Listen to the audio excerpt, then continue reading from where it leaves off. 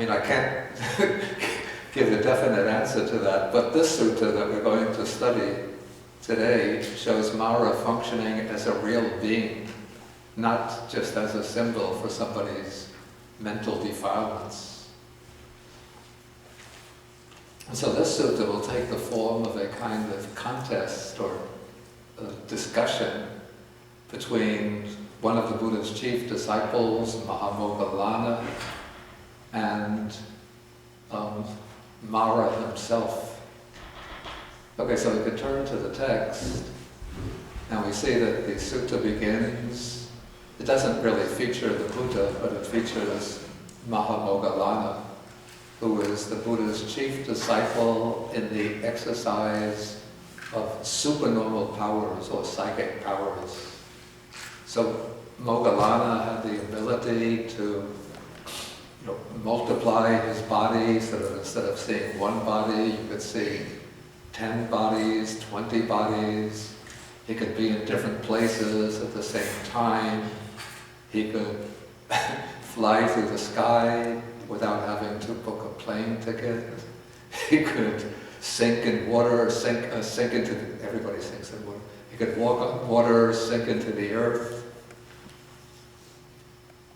Okay, so when this sutta opens, Maha Moggallana is living out, it seems, by himself, and he's out in the open, walking back and forth. And then on this occasion, it's a little strange sutta, but as we study this, we're going to try to see whether we can find, there has to be some message that's being conveyed by the sutta. It's not just purely for entertainment. So sometimes the suttas have a dash of humor, a dash of drama in them. So we'll try to find out what is the message being conveyed by the sutta. But as the sutta opens, Mara, of all places, he goes into Maha Moggallana's belly, and then from the belly or stomach, he goes into the bowels. So as Moggallana is walking back and forth, suddenly he feels his belly get so heavy, and then he wonders, why has my belly suddenly gotten so heavy? It seems like I've just eaten a whole bunch of beans. So he must have been feeling too uncomfortable, too much like a bellyache even to continue walking. And so he goes into his dwelling place, and then he sits down, and then he starts investigating himself, probably using like the divine eye to look into his body, to find out why did this feeling of heaviness suddenly come upon me. He probably ate just an ordinary meal. He was walking back and forth for exercise. So any food that he had eaten would have gotten well digested. So he was wondering why suddenly my belly has just gotten so heavy. And then as he investigates his body, he sees that Mara is inside his bowels.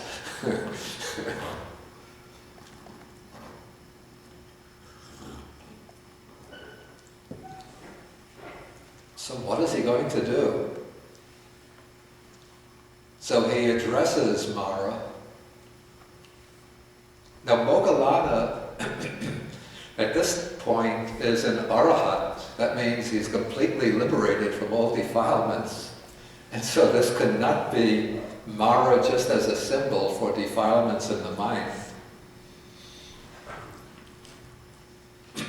But here Mara is functioning as an independent living being who has his sort of malevolent purposes. He wants to create trouble for a disciple of the Buddha, even one who's fully liberated. And so Moggallana says to him, "Come out, evil one, come out, evil one. Don't harass, don't trouble the Tathagata," that's the Buddha, and don't trouble a disciple of the Tathagata or it will lead to your harm and suffering for a long time.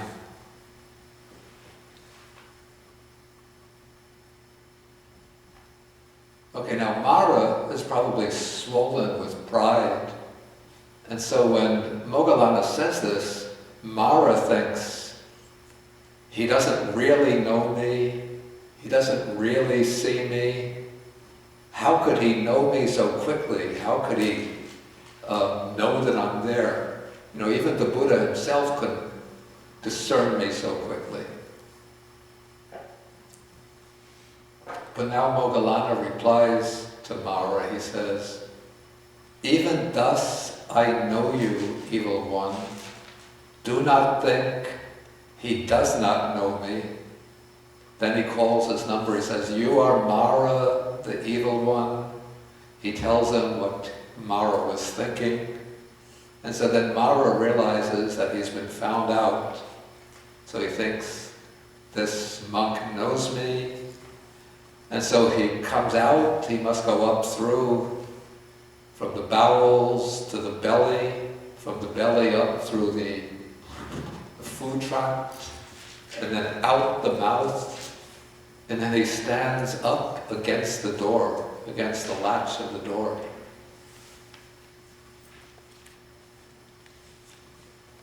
Maybe he's trying to hide there in some way. But then Moggallana sees him standing there and says, I see you there too, evil one. Do not think he does not see me. You are standing against the door bar, evil one. Okay, now Moggallana is going to relate a story to Mara. He tells him, he said, once upon a time, I was a Mara named Dusi. The word Dusi means something like the corrupter, the defiler. And I had a sister named Kali, and you are her son, so you are my nephew. Okay, to understand what's going on here, first we have to realize, as I explained last week, that Mara, though he's a real person, but Mara is actually something of a position rather than a fixed individual. To use the same analogy that I used last week, it's a little bit like the King of England. You know, so there's always a king or queen of England, but when one king dies, he passes away, and then another person gets appointed king. And he replaces, he be the heir to the throne, he becomes the King of England. And so the King of England, it's a kind of permanent position, at least in English, British government, British, do you call this the British sovereignty? But it's not always the same person that's occupying that position, but it's just one person at a time. And similarly, Mara is a position, not appointed, not elected, but different beings get to be Mara because of their karma. If they have those karmic, I think one would have to have a desire or aspiration to become Mara. So I don't know why anybody would have that aspiration. But through a certain type of karma, one gets to be Mara. Yeah. Well, Kali, of course, is Durga, like goddess in Hindu goddess. Yeah. Most powerful because she destroys any evil. So it may be an attack on Hinduism, of saying that when in that incarnation he was a Hindu and he had the aspiration, right? And so it's. Actually, that's an interesting point, except that I'm not sure at what point Kali became a prominent deity in Hinduism. Perhaps she developed out of a folk deity. You know, Upper caste Hinduism is quite different from Shudra Hinduism. Yeah. And Shudras sometimes say that they're not even Hindu because they have a different set of deity. But it's actually, the Shudra Hinduism is the majority religion. The Brahminical is about 10% of the population. They just have all the money. That what? They have all the money and all the press releases. Yeah. Right, so they make the official propaganda. Yeah. Though I don't know in any Buddhist text from the early period an acknowledgement of Kali as a deity. I just don't know. It's something I'm not sure about. One would have to look into the history of the evolution of the Hindu deities, see whether Kali was the deity at that time. Certainly the Buddhist texts make fun of Brahma, who was depicted as the chief deity of the Brahmins.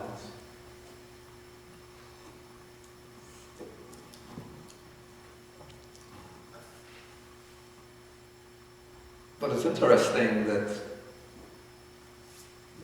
the person who became the chief disciple of the Buddha at some point in the distant past had been Mara, the evil one, the corrupter, the defiler. Any kind of message coming out from that?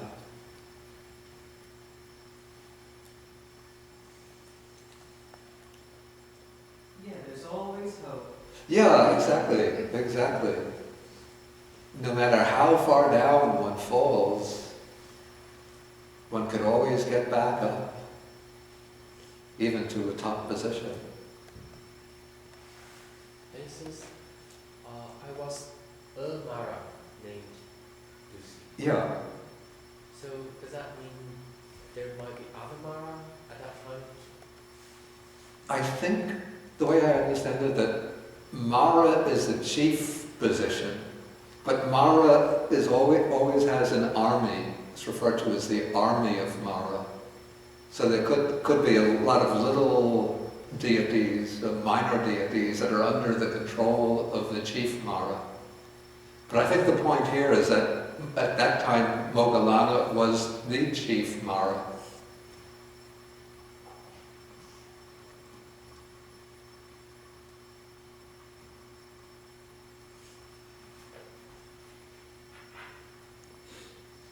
Is there anything else that's interesting that one could draw out from this? Reflecting particularly on Maha Moggallana, say compared to somebody like Sariputta or Ananda? Yeah. Well, Maha Moggallana was known for his great spiritual power, his idis. He had the magical powers. Yeah. Sariputta was known for his analytical wisdom. Yeah. Ananda was known for his great memory. Yeah. I also think he really exemplified compassion a lot too, but that's just my personal thing. Wait, say it. I also think Ananda really exemplifies compassion and memory. Yeah. But he's not, they don't really bring that out in the suttas. But, Maha Moggallana is the big magical one. It just sort of makes, it just kind of makes sense to me that you had this sort of little, almost like a fairy tale, lesson in suttas. Sariputta is very dry. I think he's just sort of, I don't think he would, Thank you. It just wouldn't seem to fit with the other disciples, just in my view. Yeah, I think that this is the interesting point, was Mara is seen as exercising these supernormal powers, taking on different appearances in order to attempt and try to lead monks and nuns astray, being able to cause the earth to shake, being able to transform himself sometimes into a serpent, showing up demonical appearances, causing changes in the weather. And this seems to go quite naturally with the supernormal powers that Moggallana exercise. Yeah, I just wanted to add, to continue this thought one step further. And if one reads the text, one sees that Moggallana can sometimes be quite forceful in his character. Like there's an incident one time where the Buddha, it was the full moon night, and the Buddha was supposed to recite the Patimokkha, the code of monastic rules.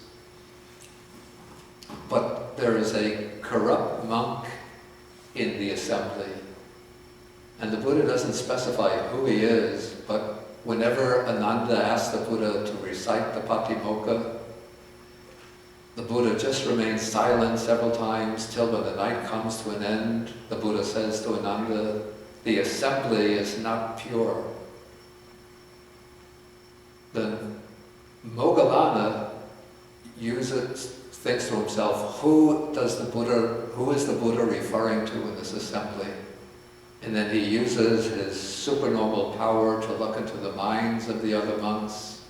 And then he sees one monk sitting there who is corrupt, defiled, not a real monk, though pretending to be one, and so on. And so Moggallana goes up to him and says, the Buddha has seen you, friend, get out.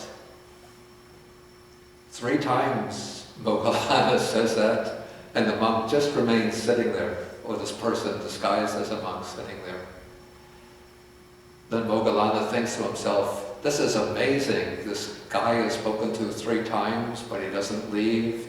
Then Moggallana grabs him by the arm, pulls him out of the assembly hall, and closes and locks the door behind him.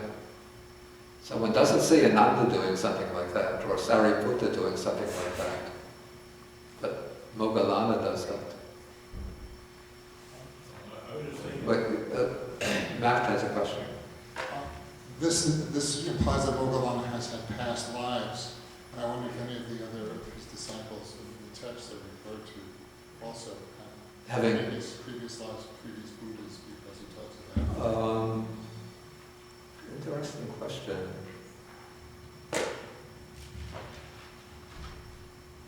Of course there are like the commentarial stories. I would have to think about that.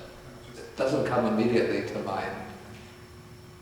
Except actually there are some texts like Jataka stories embedded within the suttas, within the Nikayas. I'm not sure if the Buddha identifies some of the characters as being his own disciples at that time. I'd have to do a little investigation. Maybe you know these things. Yeah, well, I could be, isn't there, unless this is the commentaries, I mean, I remember there's stories about Ananda being the king and the Buddha advising him, oh God, it's something about drunkenness, maybe, is that the Jataka story? Usually those are the Jataka stories. Okay, Jataka. Yeah, I'd have to start looking things up to find out whether there are any references to the past lives of the disciples in the suttas themselves.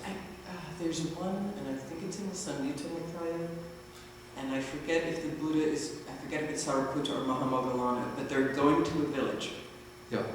And the village, I think it's Moggallana, but I'm not sure, so I'll just use that name until you remember. Yeah. Anyway, and the villagers are like, oh my God, it's Maha Moggallana. They're nice to the Buddha, but they don't really care about him.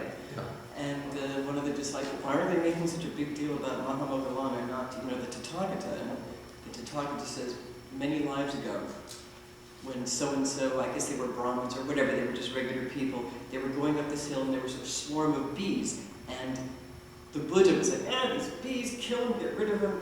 And Maha Moggallana, oh, I feel sorry for them. Oh, I want to be enlightened and I will help them and teach them. And then the Buddha said, well, those bees, these are the villagers. And they remembered that he was kind and I wasn't. And that's why they're making a big deal out of him and they're just sort of polite to me.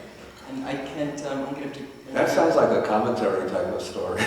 I'm pretty sure I read that in some... Anyway, I translated it, so you don't know. You translated that? I don't remember. I'm going to have to look that up, unless it was in the back that I can't remember in one of the footnotes.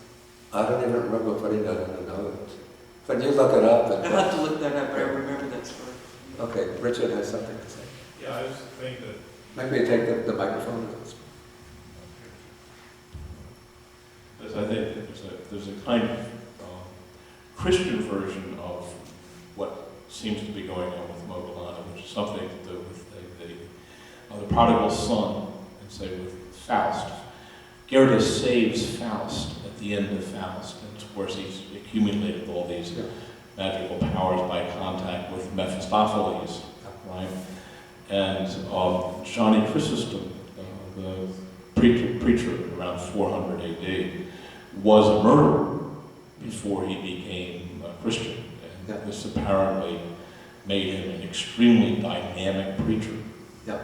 I think there's the same kind of, the point is, you know, if you transmute evil, or right, sort of that power, then there are special holy powers. Yeah. Result.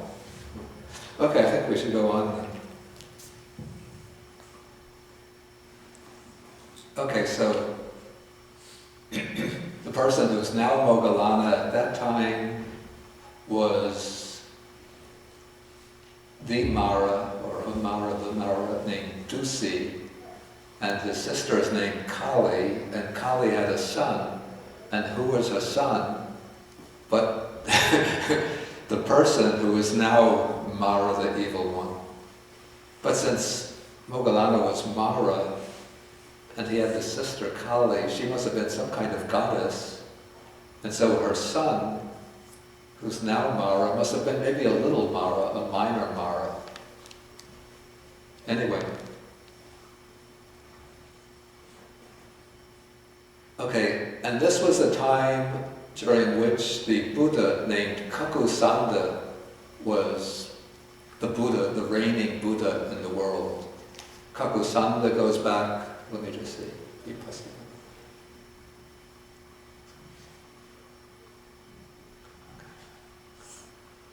anyway, Kakusanda goes back a long, long way, even before Kassapa Buddha.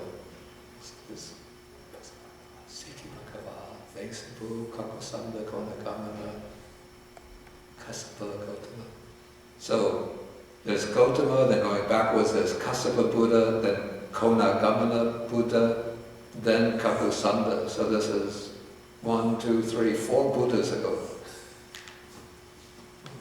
So he was the Buddha in the world, and then he had also a pair of chief disciples.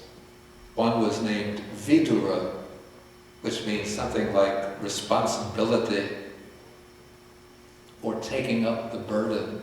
And the other was named Sanjiva, which means living or life. And then each of these two disciples had their own specialization, just like Gautama Buddha's two chief disciples, Sariputta, the specialist in wisdom, analytical wisdom, and Moggallana, the specialist in supernormal powers.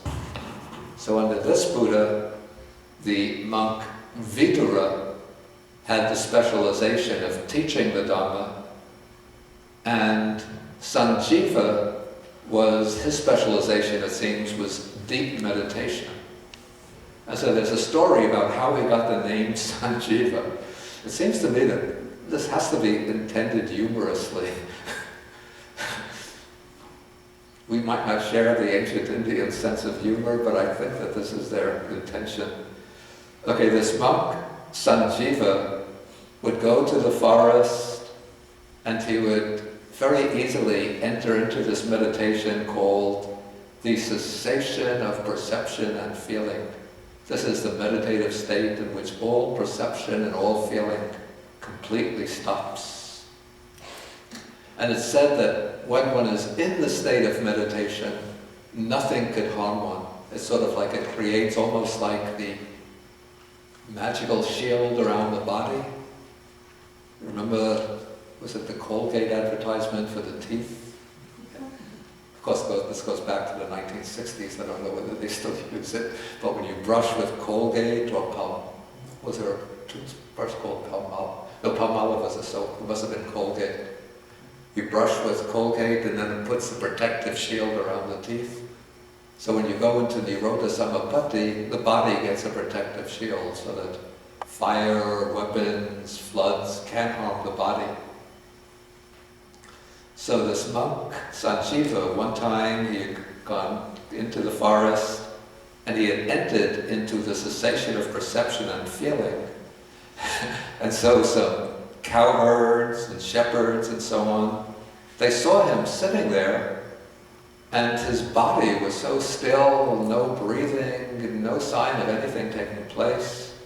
They probably tried calling him, shaking him, but he didn't come out, and so they concluded that he had passed away while sitting in meditation. So they thought, we can't leave him sitting here, we have to cremate him. And so they pile up grass, wood, cow dung, put the body on top of it, and then they light a fire, and then they go away. Okay, when the night is over, the next morning, this monk Sanjiva emerges from the cessation of perception and feeling. He shakes off the ashes from his robes, and then he thinks, time to go on alms round. So he gets his alms bowl, and he goes into the village on alms round, and then all of the cowherds and shepherds and people see him wandering for alms, and they think, wow, he's come back to life. He had died when we cremated him yesterday, and now he's come back to life. And so they call him Sanjiva, the one who lives, the living one.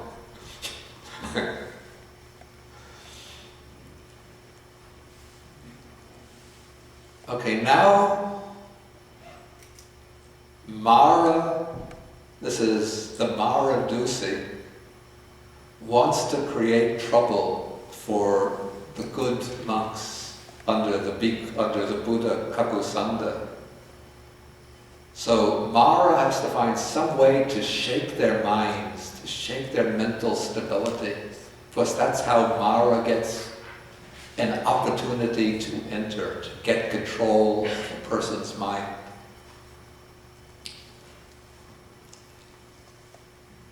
Okay, so how does Mara do this? Mara is not going to go about it directly, but he's going to go about this using the lay people as a kind of channel or vehicle. And so the text says that Mara thinks to himself, let me now take possession of the Brahmin householders, and I'll tell them, that is, he's going to sort of tempt them or lure them into abusing and reviling the good monks. So, getting control of their mind, he plants in their mind the impulse, the thought. When you see these good monks coming on alms round, when they come into the village to collect alms, then you should abuse them, revile them, scold them, and make trouble for them. And then it's possible that when they are being abused, reviled, scolded, and harassed, then their minds will change. Their minds will get upset or angry. And in that way, I'll find the opportunity to get control of them. You know, if they give rise, the monks give rise to thoughts of anger, then Mara could enter and sort of make them get more and more angry, and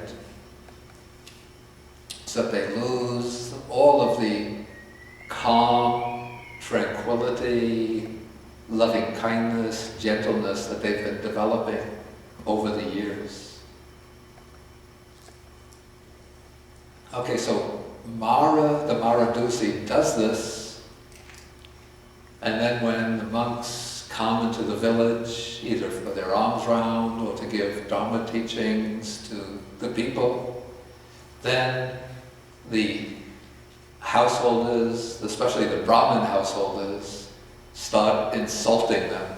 They say, you are these bald-headed ascetics. You are the swarthy, that means dark, menial offspring of the kinsman feet. Maybe this needs a little explanation. What's called the kinsman here, with the capital K, is Brahma. And it was the belief of the Brahmins that the different social classes of Indian society had arisen from different parts of Brahma's body. They believed that the Brahmins themselves came from Brahman's head, especially from Brahman's mouth, that through his own direct command, Brahma created the Brahmins. Then it's from Brahma's arms and chest that he created the Kshatriyas. The Kshatriyas are the warriors, the administrators, the rulers, the kings and aristocrats. And so the kings and aristocrats perform the function of ruling over the country.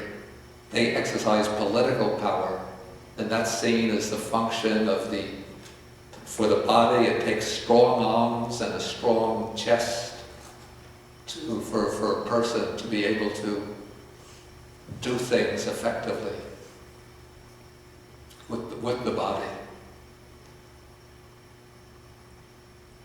Then the Brahmins believed that the Vaishyas sprung from Brahma's thighs. The Vaishyas were the landowners, or the cultivators, the ones who cultivated the land, who owned the land, many of the parcels of land, who raised the cattle, who worked as merchants.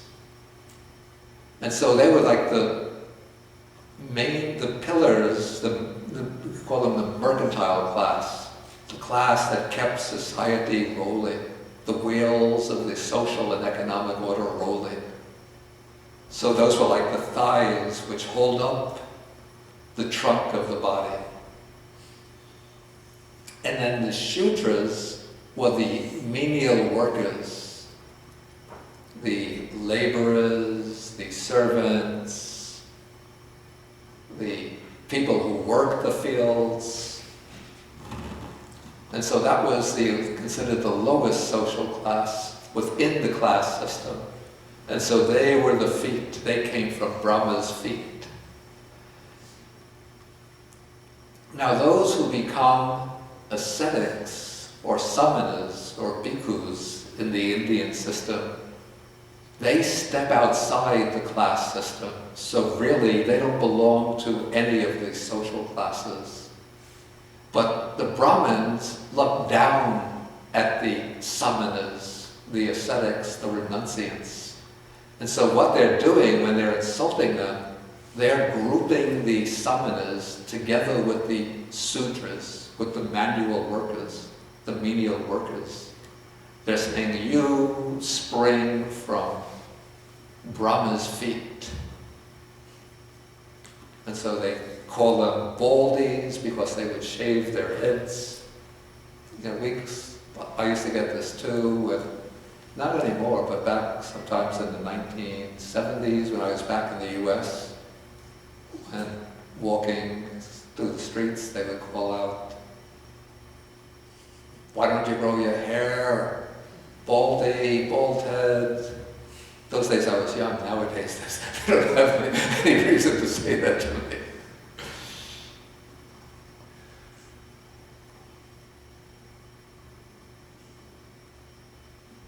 Okay, and then they go on to ridicule them, and they say, you say, we are meditators, then with shoulders drooping, with head down and all limp. Then the Pali uses a sequence of words which are based on the basic form is jayati, which means to meditate. But the Pali adds a number of prefixes. So I tried to capture this in the translation. How does it go? Okay, you claim you're meditators and you meditate, you pre-meditate, you out-meditate, you mismeditate. And then they go on to say, just as an owl waiting for a mouse meditates, pre-meditates, out-meditates, and mismeditates, just as a jackal waiting for the fish meditates and so on, just as a cat waiting for a mouse meditates, pre-meditates, out-meditates, mismeditates, just as a donkey loaded with a donkey unladen standing by a doorpost or a train meditates, pre-meditates, out-meditates, and mismeditates, so these bald-headed recluses, these swarthy menial offspring of the kinsman feet, claim we are meditators, we are meditators, and with shoulders drooping, heads down, and all limp, they meditate, pre-meditate, out-meditate, and mismeditate. Okay, then, on that occasion, most of those human beings, when they died, on the dissolution of the body after death, they were reborn in a state of misery, in an unhappy destination, in the lower world, even some in the hell realms.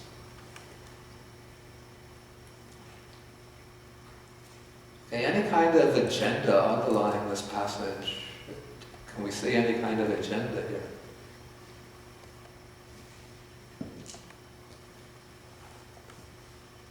Looks like even when those Brahmins, they are controlled by Mara in performing those unwholesome activities. Yeah. But they themselves still bear the results, and they get unfortunate rebirth. Yeah, this is an important point. This isn't quite what I had in mind when I was speaking about the agenda, but this is what is explained by the commentaries. You know, at first glance, when we look at this, it seems unfair that if Mara takes possession of them and controls them, then it's Mara's responsibility, not theirs. They are just being controlled by Mara like puppets. So, in that case, the people themselves, the human beings, shouldn't bear the karmic responsibility. So what the commentary says is that even though Mara entered them, sort of entered their minds, but Mara wasn't controlling them, but Mara was just giving sort of suggestions to them, telling them, sort of like in the form of temptations, tempting them to act like that.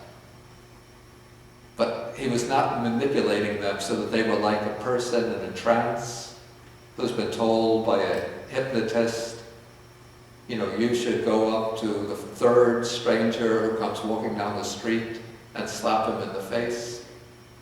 In that case, if the person does that, we have to say the person isn't responsible for hurting another, it's the hypnotist who tells them that. But this maybe it's more analogous to maybe a demagogue who's inciting a crowd, you know, maybe during the South in the early 1960s, saying, go to the houses of the black people and burn their houses down. So the demagogue plants the idea in the minds of the people who get aroused and excited and go and do that. But it's their responsibility. But that wasn't quite the point that I had in mind. Well, basically what it says is, don't do anything bad against bhikkhus or the Tathagata, or something bad will happen to you. Yeah, that's one point, but something more specific I had in mind. I thought, Richard, you would have some idea. Well, you're saying yeah, that the Hindu order is going to lead you to a bad rebirth, particularly if you resent Buddhists. If you what? If you resent Buddhists, that is, if you treat Buddhist monks badly because they are not Hindu and you are, then you would go to a lower realm. Yeah, this is pretty close to what I had in mind. But to put it a little more exactly. Well, I don't know if this speaks to it, but it's also really rebuking in a way the caste system, the Brahmanic.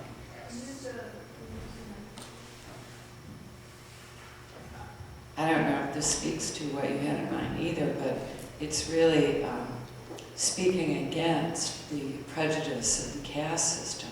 It is speaking against the prejudice of the caste system, but okay, let me give you a hint to what I had in mind. Don't forget that this is depicted as having taken place during the reign or the time of an earlier Buddha, the Buddha Kakosanda. So what is the agenda, the underlying agenda here?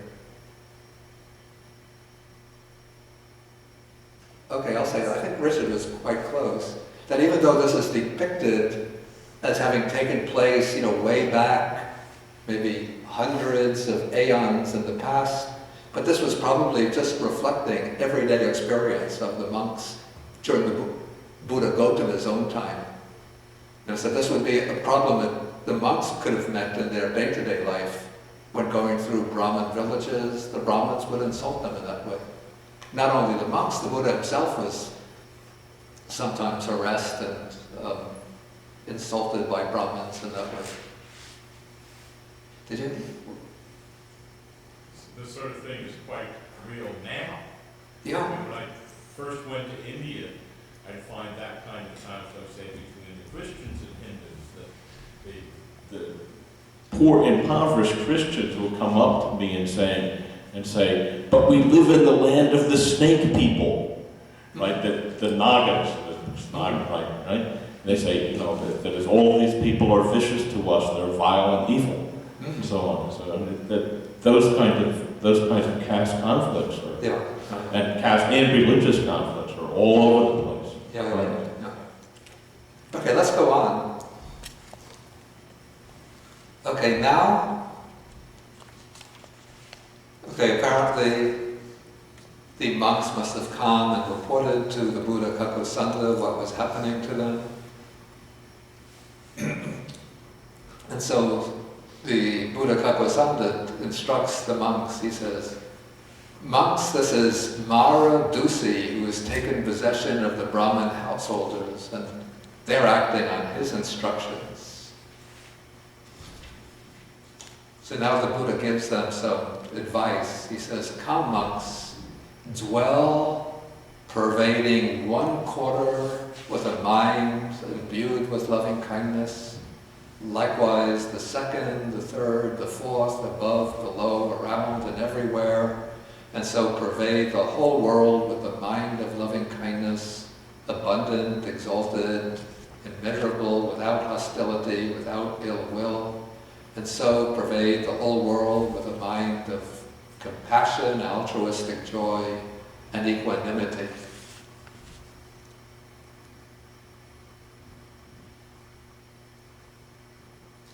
Okay, so the monks get this advice from the Buddha, then they go to the forest or to a quiet place, and they practice these meditations. These are the 4 immeasurable states, or the 4 Brahmavihara, the 4 divine abodes.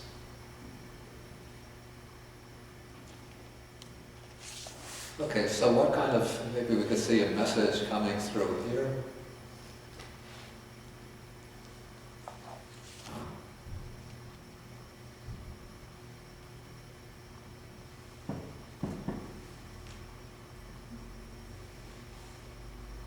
What would be the message?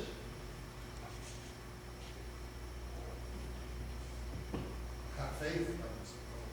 Wait, take a microphone. I suppose the message would be just to have faith in your practice of Dhamma and not worry about it. Yeah, but it's not so much faith in the practice, but special kind of practice. What is the way to develop, to deal with this kind of antagonism from others? Aggression, hostility.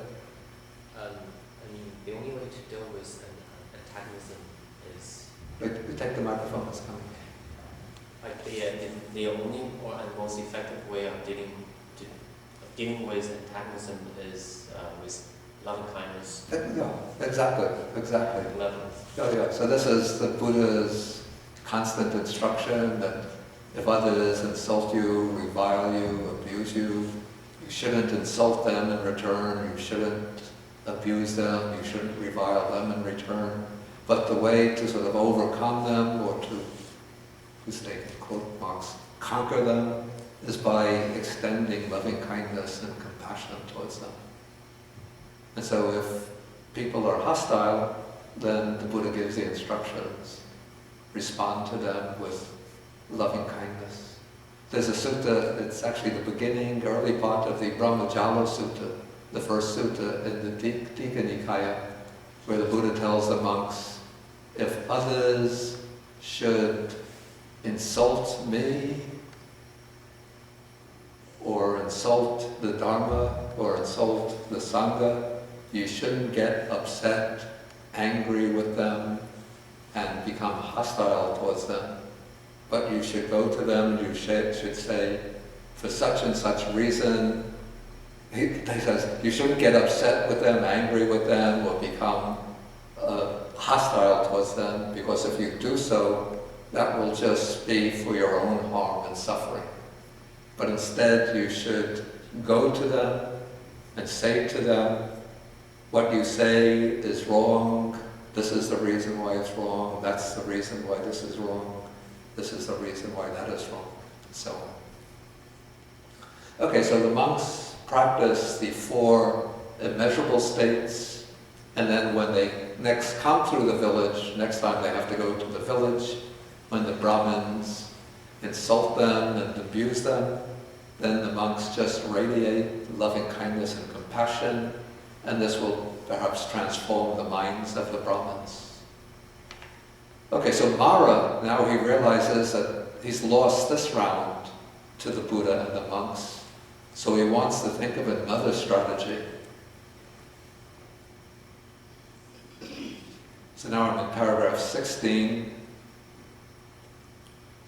So now Mara thinks, in effect he says, I've lost out on this round, so let me now take possession of the Brahmin householders and tell them, come now, honor, respect, revere, and venerate the virtuous bhikkhus of good character. Then perhaps when they are honored, respected, revered, and venerated by you, some change will come about in their minds, whereby the Maradusi may find an opportunity. Okay, so what is the agenda being, sort of the purpose of this passage here?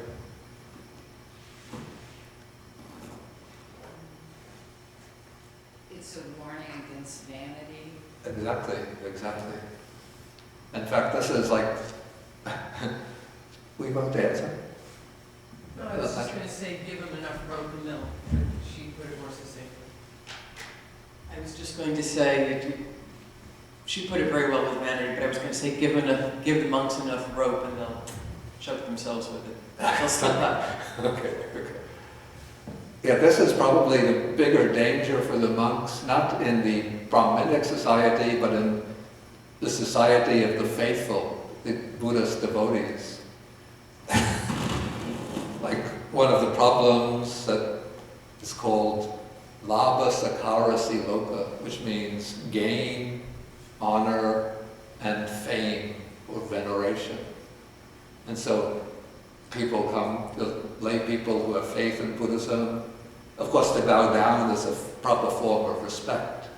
But when people bow down, the monk can think, oh, they're doing that because I'm somebody special. So it must be my personal charisma which is inducing them to bow down to me. And then people will come, in Buddhist countries it's considered a way to acquire merit is to make offerings to monks. So people will come and honor them by giving them sometimes well, basically the lay people should support the monks with their material needs, but sometimes they'll go to excess and overload them with material things.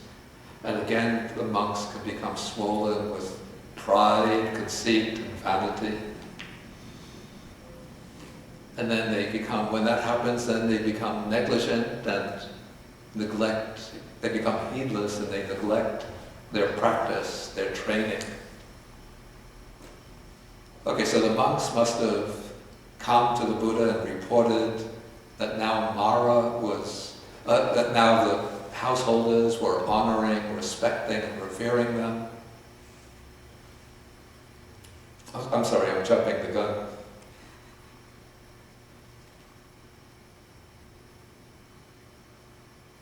Okay, so Mara, the evil one, takes possession of the Brahmin householders' minds, and so the Brahmin householders honor, respect, revere, and venerate the monks. And so on that occasion, it said most of those human beings, when they died, were reborn on the dissolution of the body after death in a happy destination, even the heavenly world. Again, in this case, it seems Mara is not controlling the lay people, but he is inducing them to act in this way. But they choose to act in that way of their own free will. And so by doing this, then they do get merit, because they're showing respect and reverence to the Sangha, one of the fields of merit, and making offerings, which it's all meritorious. But Mara's intention is a bad one, even though the lay people being induced by him might have a good intention. Okay, so now the monks must have come, reported to the Buddha what was happening, and then the Buddha gives some advice to the monks. So here, the Blessed One, I'm at paragraph 18, the Blessed One, Kakusanda, accomplished and fully enlightened, addressed the monks thus. He tells